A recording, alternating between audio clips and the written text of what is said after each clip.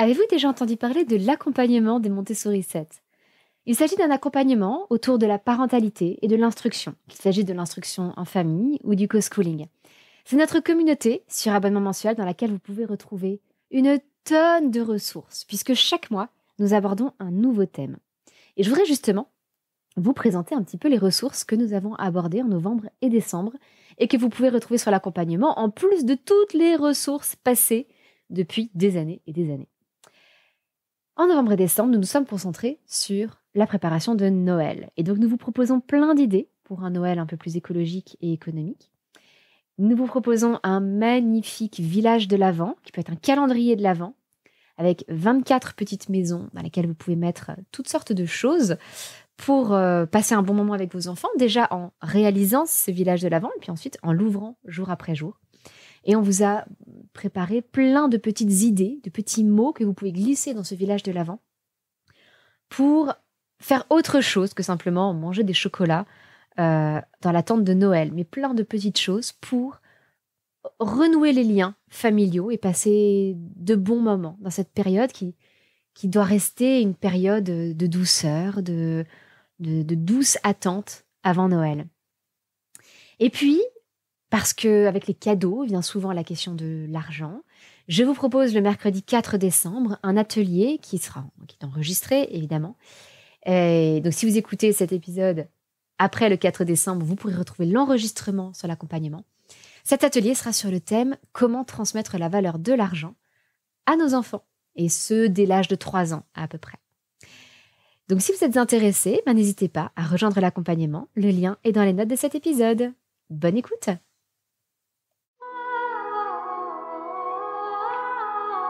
Bienvenue sur le podcast des Montessori 7, Montessori à la maison. Je suis Anne-Laure Schneider, formatrice Montessori et maman de 5 enfants instruits en famille. Ma mission, c'est d'aider les parents, les assistantes maternelles, bref, tous ceux que dans notre communauté nous appelons des souricettes, à mettre en pratique la philosophie Montessori chez eux, avec leurs enfants ou les enfants qu'ils gardent. Dans ce podcast, nous parlerons donc de pédagogie Montessori, mais aussi de discipline positive, d'instruction en famille, ce que l'on appelle aussi l'école à la maison, de co-schooling et de bien d'autres choses encore. Comment faire réellement sentir à un enfant qu'on l'aime? Combien d'adultes aujourd'hui déplorent le fait que leurs parents n'ont pas su leur exprimer leur amour? Alors parfois on assiste à des réconciliations au moment où le parent est sur le point de décéder, au moment où il est très malade, au moment où il est à l'hôpital. Et on voit des personnes très âgées qui enfin réussissent à dire et surtout à faire entendre à leur enfant combien ils l'aiment. Alors je pense qu'on peut essayer d'éviter ça, qu'on peut essayer de faire sentir à nos enfants qu'on les aime dès maintenant, dès le plus jeune âge. Et ça n'est pas toujours si évident que ça. On le sait bien, c'est pas parce qu'on répète à quelqu'un « je t'aime, je t'aime, je t'aime » que l'autre a l'impression d'être aimé. Vous connaissez probablement le livre de Gary Chapman sur les langages de l'amour, qui nous donne déjà des pistes pour nous dire voilà, que chacun exprime l'amour et ressent l'amour à travers des signaux différents. Les paroles valorisantes, les moments de qualité, les cadeaux, le toucher, etc. Eh bien, je pense qu'on peut essayer, de façon intentionnelle et délibérée, de donner des preuves d'amour à nos enfants dès maintenant, mais des choses qu'ils sont capables d'entendre, et sans attendre l'âge adulte, des choses que, dès le plus jeune âge, ils soient capables de ressentir.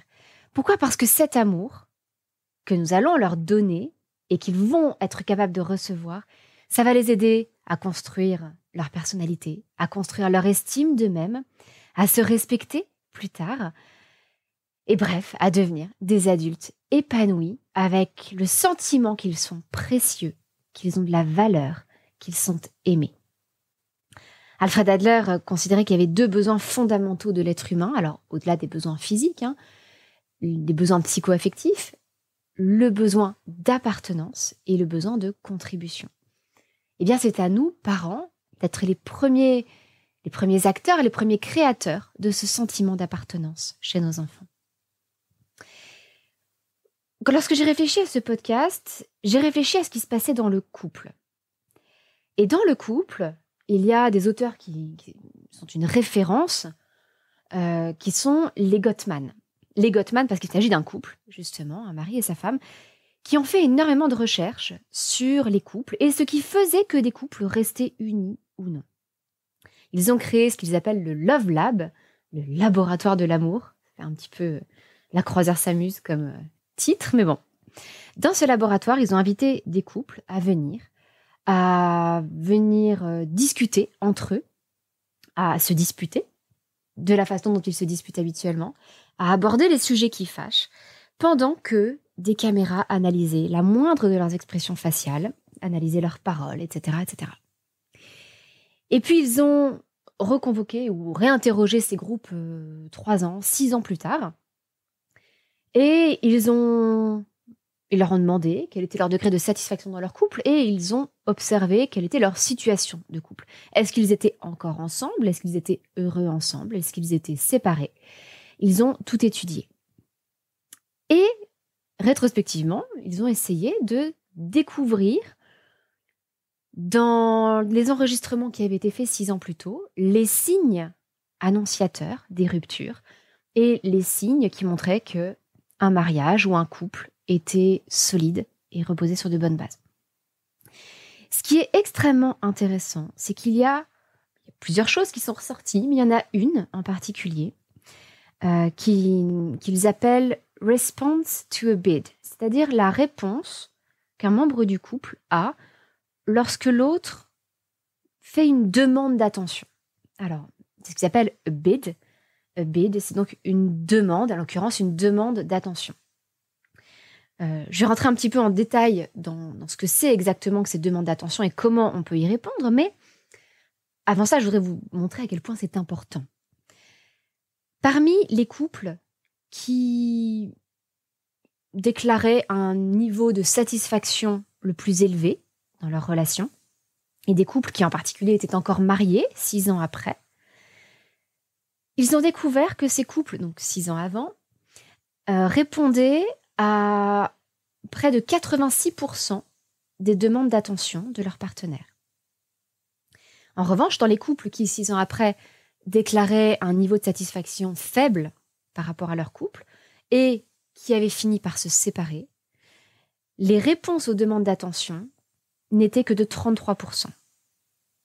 Alors, ça semble quand même être un indice important de la qualité de la relation dans le couple, et il me semble qu'on peut totalement l'extrapoler à n'importe quelle autre relation en réalité. Que ce soit une relation amicale, quelque part c'est évident que si on demande l'attention d'un ami, ça peut se faire de façon très subtile, et que cet ami ne répond pas, à un moment donné, l'amitié ne fait que s'étioler.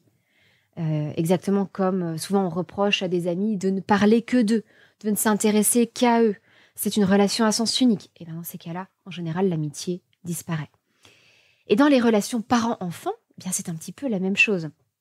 Alors, sauf que la relation, elle est asymétrique, puisque nous sommes adultes, ils sont enfants, nous sommes leurs parents, ils sont nos fils et nos filles.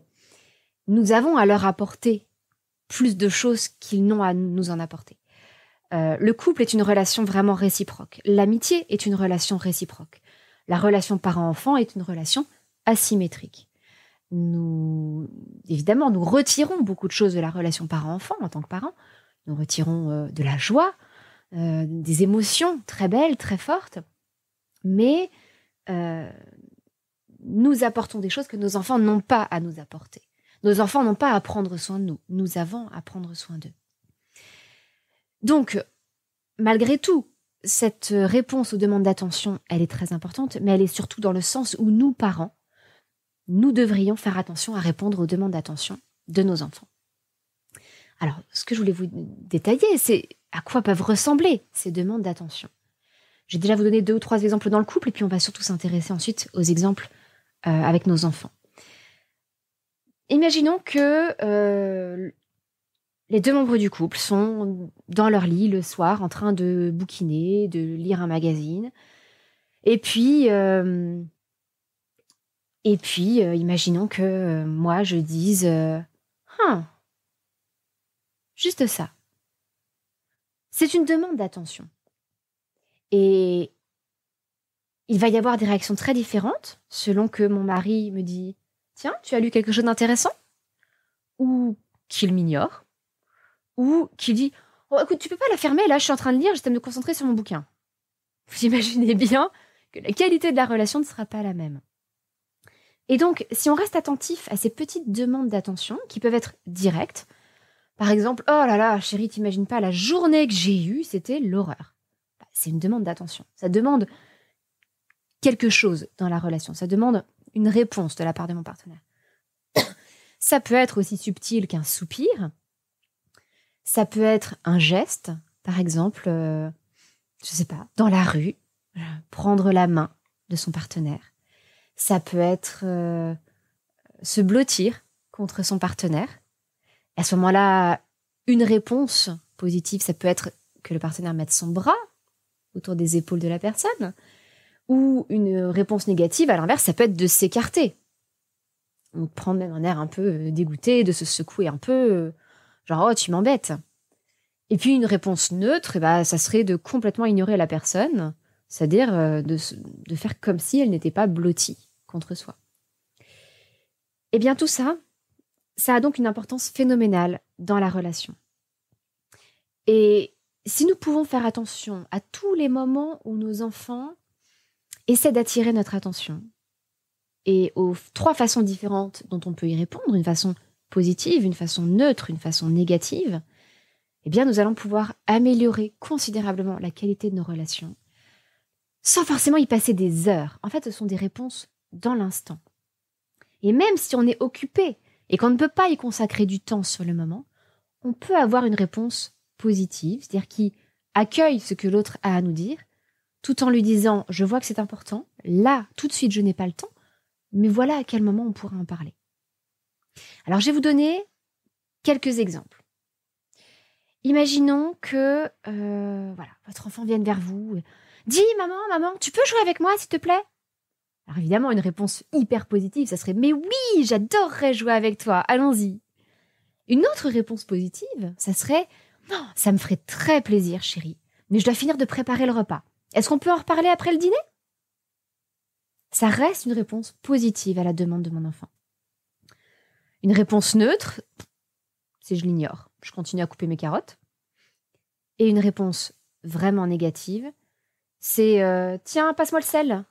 Ou alors, non, passe-moi le sel, pardon, ce serait plutôt ignorer, encore une fois, mon enfant. Je fais comme s'il n'avait rien dit. Allez, passe-moi le sel, là, s'il te plaît. Et une réponse vraiment négative, ce serait de carrément se retourner contre lui et dire « enfin, tu vois pas que je suis occupée? Non, c'est pas le moment, là !» Alors, attention, hein. Je pense qu'on l'a tous fait, un jour ou l'autre. Répondre comme ça à notre enfant, s'énerver parce que c'est pas le moment, parce qu'on est débordé, parce qu'on est submergé par tout ce qu'on a à faire. Et je voudrais juste vous rappeler les chiffres qu'ont obtenus les Gottman. Les couples solides, 6 ans après le Love Lab, n'étaient pas ceux qui avaient 100% de réponses positives aux demandes d'attention, mais 86%. D'accord? Tout le monde a le droit d'avoir de mauvais jours. Tout le monde a le droit de faire des erreurs. Tout le monde a le droit de répondre d'une façon pas totalement appropriée, qu'on ne souhaiterait pas à son partenaire et à ses enfants. Donc, mon but n'est pas de vous faire culpabiliser, de vous faire rechercher la perfection, mais simplement d'être un peu plus attentif à ces demandes d'attention pour faire mieux jour après jour. Un autre exemple, c'est un enfant qui vous raconte comme ça, vous êtes en train de faire quelque chose ensemble, par exemple, nous on se chauffe au bois, donc régulièrement il faut aller ramener des bûches de l'extérieur dans la maison. Imaginons en même temps, voilà, tu sais papa, dans mon livre j'en suis à mon passage préféré là, c'est génial. Alors une réponse positive évidemment, ça serait ah oui, mais qu'est-ce que ça raconte? Une réponse neutre, ça pourrait être allez zou, on fait une brouette de plus là. Ou si on n'est pas en train de ramasser du bois, mais qu'on est en train de se préparer à partir, allez zou, tout le monde en voiture là, c'est l'heure d'y aller. Et on ignore totalement ce qu'a dit notre enfant. Et une réponse vraiment négative, ce serait de répondre oui, il n'y a pas que toi dans cette maison, hein, tu fais bien que je suis en train de m'occuper de ton petit frère, là, c'est pas le moment. Chaque fois qu'il y a de cette agressivité, en fait, les Gottman parlent de 3 attitudes. Il y a l'attitude qui se tourne vers la personne. Ça, c'est ce qu'on peut appeler aussi la réponse positive. Vous avez se détourner de la personne. Ça, c'est la réponse neutre, c'est-à-dire j'ignore, je me détourne de la personne. Et puis, vous avez se retourner contre la personne et aller dans l'affrontement avec de l'agacement, des critiques, de l'hostilité, du mépris. Lorsqu'on est sur la défensive, voilà. Tout ça sont des réactions où on se retourne contre l'autre. Vous pouvez garder cette image. Est-ce que là, dans ce moment où mon enfant réclame mon attention, je me tourne vers lui? Est-ce que je me détourne de lui? Ou est-ce que je me retourne contre lui? Tourner, détourner, retourner contre. Je pense que ça peut vraiment nous aider de garder ça en tête au quotidien. Je peux vous donner encore un ou deux exemples. Un qui est peut-être d'actualité. Cet enfant qui va vous dire « il est trop beau, j'aimerais tellement avoir ce Playmobil pour Noël !» Et là, on n'est pas obligé de... Si on se tourne vers notre enfant, c'est pas forcément pour lui dire « Oui, mais bien sûr, mon chéri, tu l'auras !» Parce que c'est pas forcément possible. Si on lui dit « Oh là là, je te comprends, il est super beau. » Maintenant, ce sera peut-être pas dans notre budget pour cette année. Hein. Ça reste une réponse positive à son attention, où on s'est tourné vers lui. On a accueilli ce qu'il nous disait. Ça va aussi avec la validation des émotions. On a montré qu'on a entendu. On valide les émotions et on apporte une réponse ensuite. Une réponse neutre, ça serait, par exemple, de regarder dans le rayon d'à côté et dire « Ah, c'est joli, c'est Lego !» Comme si notre enfant n'avait rien dit sur les Playmobil. Et une réponse plus agressive, ça serait quelque chose comme « Non mais quoi, tu crois que l'argent, ça pousse sur les arbres ?» Bon, évidemment, là, notre enfant, il va se refermer sur lui-même. On les voit, ces enfants qui se recroquevillent, qui se referment comme une huître. C'est malheureusement dommage. Et puis souvent, quand ils n'ont pas cette réponse positive à leur attention, eh ben, ils vont chercher l'attention de manière négative. Ils vont aller nous titiller, ils vont aller faire des bêtises, ils vont crier, ils vont enchaîner les choses pour susciter une réaction de notre part. Et ça, c'est présent aussi chez les enfants dont les adultes se détournent. Quand les adultes les ignorent, ils vont aller titiller jusqu'à susciter une réaction. Alors, je fais une petite parenthèse avec cet exemple où tu crois que l'argent, ça pousse sur les arbres. Si vous écoutez cet épisode le jour où il sort, sachez que mercredi 4 décembre 2024, j'organise un atelier thématique sur le thème « Comment transmettre la valeur de l'argent à nos enfants ». C'est un atelier qui est réservé aux membres de l'accompagnement des Montessori 7. Mais si vous rejoignez l'accompagnement d'ici à mercredi soir, demain soir si vous écoutez ce podcast, eh bien, vous pourrez profiter de cet atelier en direct. Et si jamais vous écoutez cet épisode plus tard, eh bien, vous pouvez quand même rejoindre l'accompagnement des Montessori 7 et simplement, vous pourrez visionner l'enregistrement de cet atelier. On y aura plein d'échanges et plein d'outils pour nous aider à transmettre la juste valeur de l'argent, selon nous, à nos enfants. Dernier, 2-3 petits exemples encore. Imaginons que votre enfant vient se blottir contre vous ou vous prendre par le bras. Eh bien, une réponse positive, ce que je vous dis, ça peut être de mettre la main, le bras sur son épaule.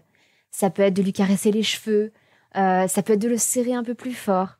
Une réponse neutre, c'est tout simplement de le laisser faire, mais sans rien faire du tout de notre côté.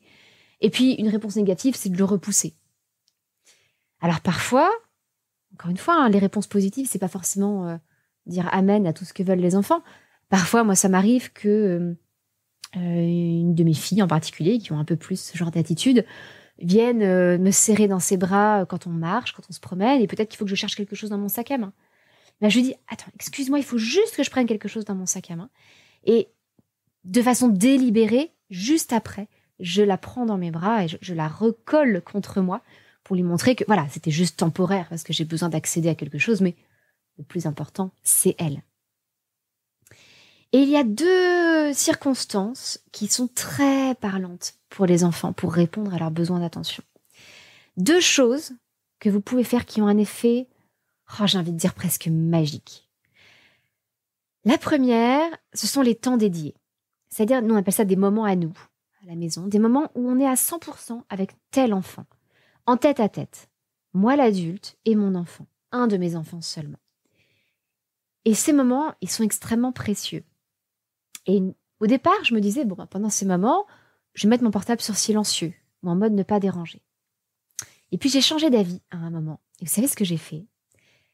j'ai laissé mon portable sur sonnerie et en espérant même que le téléphone allait sonner pendant notre temps dédié, pendant notre moment à nous. Pourquoi ? Parce qu'alors, j'ai mon enfant qui relève la tête et qui se dit « Ah, bah zut, maman doit répondre !» Et je lui dis « Non, c'est notre moment à nous, là. On s'en fiche du téléphone. » Et alors ça, mais vous n'imaginez pas le boost de confiance en soi et d'estime de soi que ça donne à nos enfants. Ça remplit leur réservoir émotionnel comme c'est pas possible. C'est bien plus fort que de mettre son téléphone en silencieux parce que ça, ils n'ont pas forcément conscience. Mais voir cette personne qu'on aime, voir notre parent, nous privilégier, nous, plutôt que de répondre à ce téléphone qui dirige un peu nos vies parfois, ben ça, c'est extrêmement puissant. Et un deuxième exemple, très très fort aussi pour nos enfants, c'est lorsqu'on fait un câlin. Lorsqu'on fait un câlin, de rester le temps qu'il faudra jusqu'à ce que ce soit notre enfant qui interrompe le câlin. On ne peut pas le faire tout le temps, j'en suis bien consciente, parfois on a des choses à faire, etc. Mais de temps en temps, on est pleinement présent dans ce câlin. Et on reste là, et on reste pleinement là. Alors on n'est pas là non plus en mode robot passif à attendre que l'autre interrompe le câlin. On fait un vrai câlin, c'est-à-dire on serre, on fait des petits... C'est difficile pour vous, pouvez pas me voir, mais je suis en train de serrer mes bras contre moi. On est actif dans le câlin et on laisse notre enfant le temps dont il a besoin dans ce câlin. Et on le laisse interrompre le câlin quand il est prêt. Et alors ça, je vous assure que c'est super fort. Et croyez-moi, ça prend pas tant de temps que ça. C'est l'affaire de 1 ou 2 minutes, hein. C'est pas quelque chose de très long. Mais ce sont des moments très intenses, très forts. Vous-même, ça va vous ressourcer. Parce que ces câlins, c'est quand même merveilleux, non ? Quand je vous disais que la relation, elle était asymétrique, il n'empêche que nous, parents, nous retirons tellement d'amour et de joie de la relation avec nos enfants. Pas tous les jours, pas chaque minute. Mais justement, ces petits moments de câlin, ils sont précieux. Donc savourez-les pleinement, restez simplement présent dans le câlin et laissez votre enfant l'interrompre. Croyez-moi, ça va vous faire du bien à tous les deux. Voilà cet épisode assez court, assez doux, qui vous invite à faire attention à ces demandes d'attention de la part de votre enfant. Déjà, les repérer. Tant qu'à faire, essayez de repérer celle de votre conjoint aussi, si vous en avez un. C'est intéressant d'en parler en couple, en se disant qu'est-ce qu'on peut faire de mieux aussi pour être un couple plus uni, plus aimant, parce que là aussi, c'est mieux pour tout le monde.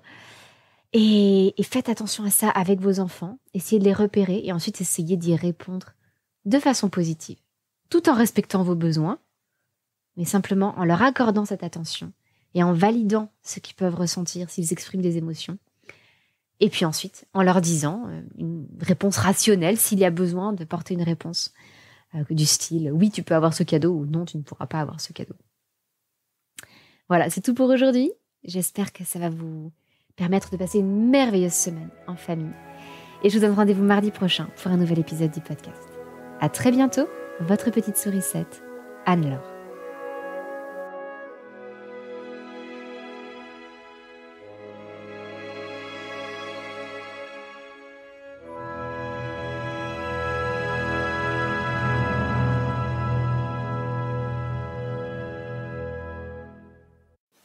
Hey, psst. N'oubliez pas, si vous étiez intéressé par l'accompagnement des Montessori 7, venez nous rejoindre. Dans l'accompagnement, vous retrouverez, comme je vous l'ai expliqué, chaque mois 2 nouvelles ressources thématiques et puis 2 séances de questions-réponses par mois en direct sur Zoom, durant lesquelles vous pourrez me poser toutes vos questions, qu'elles soient autour de la parentalité, autour de l'éducation, de l'instruction, de la pédagogie Montessori, tout ce que vous voudrez. Et puis évidemment, le soutien d'une communauté merveilleuse, pleine d'entraide et de bienveillance. Ça nous tient vraiment à cœur que cette communauté soit aussi accueillante et chaleureuse que possible. Bref, vous y serez les bienvenus. Alors si ça vous intéresse, rendez-vous dans les notes de cet épisode et vous retrouverez le lien vers l'accompagnement des Montessori 7. J'espère vous y retrouver très vite.